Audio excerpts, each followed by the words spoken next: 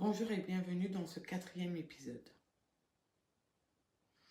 Aujourd'hui, on va parler de ces murs invisibles qui nous empêchent d'avancer. Ces blocages et ces croyances qui tournent en boucle dans notre tête. C'est un sujet que j'adore.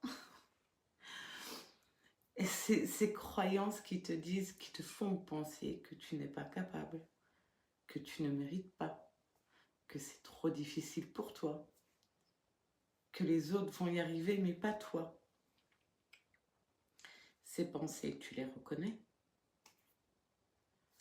Aujourd'hui, on va les identifier, les comprendre et surtout apprendre à les transformer. C'est quoi une croyance limitante? Les fameuses croyances limitantes. Alors, une croyance limitante, c'est une conviction qu'on a sur soi-même, sur les autres ou sur le monde. C'est une conviction qu'on prend pour une vérité, mais qui n'en est pas une. Généralement, ces croyances, on ne les a pas choisies. Elles se sont formées dans l'enfance,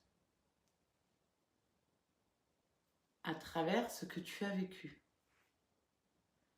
à travers de ce qu'on nous a dit, de ce que tu as pu observer. Et elles sont devenues des filtres, des lunettes à travers lesquelles tu vois tout.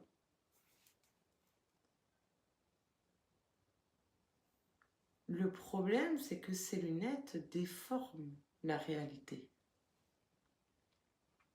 Et généralement, tu prends des décisions basées sur ces déformations. Exemple, tu ne postules pas à ce travail parce que tu crois que tu n'es pas assez qualifié. Tu restes dans une relation qui te convient plus parce que tu crois que tu ne mérites pas mieux. Tu n'oses pas parler parce que tu crois que personne ne voudra entendre.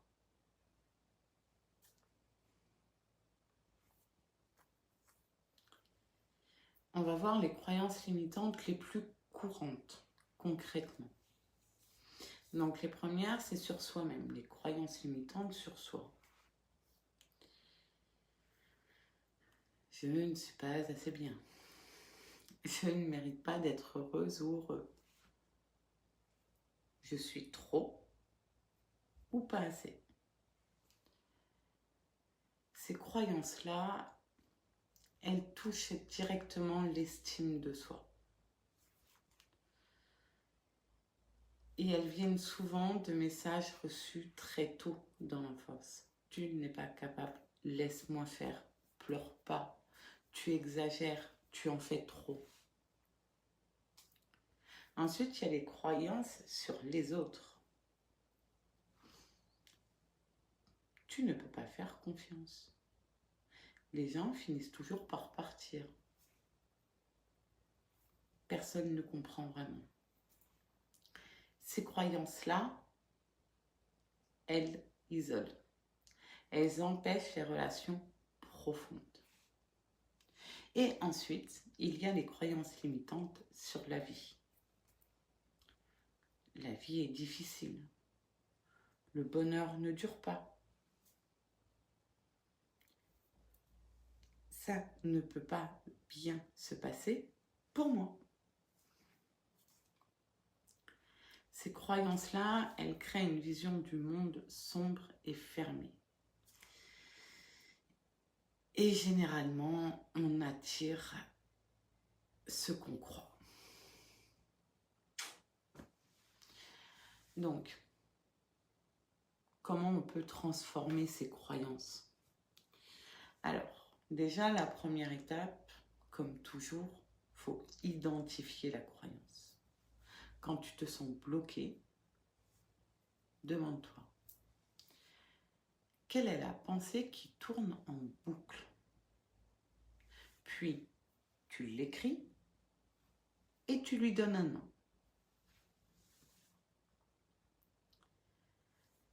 La deuxième étape, c'est questionner ta croyance.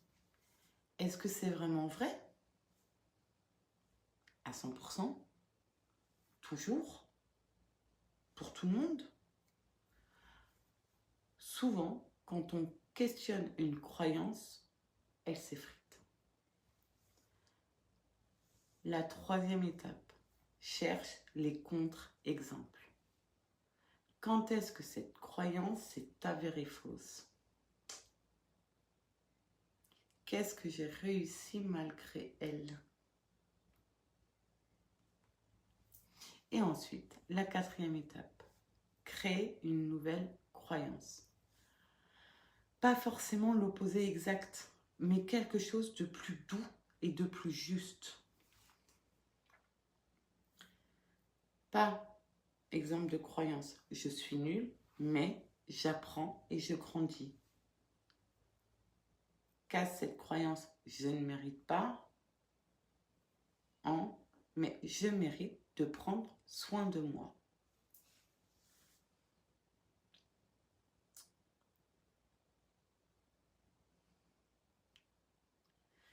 Sache que tes croyances ne sont pas toi.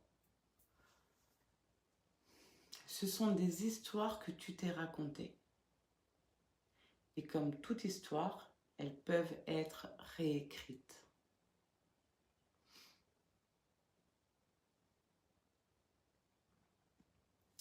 Je terminerai avec cette pensée avant mon petit témoignage. Tu as le pouvoir de changer les lunettes à travers lesquelles tu vois le monde. Et quand tu changes tes croyances, tu changes ta vie. Je vais partager une de mes croyances et je pense que cette croyance-là, elle est vachement commune à tout le monde et je pense qu'elle est, elle est inconsciente. Quand on est petit ou petite, on nous inculque que pour être heureux, il faut avoir un CDI. C'est là qu'on a accompli sa vie, avoir un CDI. Exemple. Être établi professionnellement. Faut avoir une maison, il faut être propriétaire. Sans être propriétaire, tu n'as pas réussi. Faut être en couple. Faut avoir des enfants. Je pense que toutes ces croyances, nos parents nous les mettent en tête inconsciemment. C'est pas volontaire de leur part parce que eux ont eu ces croyances-là de leurs parents et ils pensent que c'est logique et normal. Moi, j'ai envie de te dire que si tu es locataire, pas marié, sans enfant et en intérim, tu as le droit d'être heureux aussi, quoi, et heureuse. Et heureusement, en fait, ton bonheur, c'est à toi de l'écrire avec tes propres crayons. C'est ça, tes propres crayons. Le regard des autres, tu t'en moques. Du moment que toi, ta vie est pleinement épanouie. Aujourd'hui, moi, je suis locataire. Je suis à mon compte. Donc le CDI, bien loin, sécurité emploi, pas du tout. Quoi, sécurité emploi, oui. De revenus, non. Mais c'est ok. Je suis seule. Alors oui, j'ai des enfants. Donc ça, oui. Mais je suis très heureuse dans ma vie. Donc ton bonheur, c'est à toi de l'écrire. Tes croyances, c'est à toi de les mettre en place. Donc moi, je t'invite à aller faire un petit tour sur tes croyances limitantes et de commencer à les faire exploser. Clairement. Donc pour finir, je te demanderai de partager cet épisode à quelqu'un qui est dans ses croyances ou qui se bride pour des croyances. Et si tu veux qu'on aille creuser ensemble par rapport à ces croyances, d'où elles viennent et comment les déconstruire pour en remettre d'autres plus douces, Je te laisse me contacter, commenter et accepter que je t'accompagne à trouver ce bonheur. Prends soin de toi, prends soin de ton cœur parce que tu le mérites. Je te dis à très bientôt.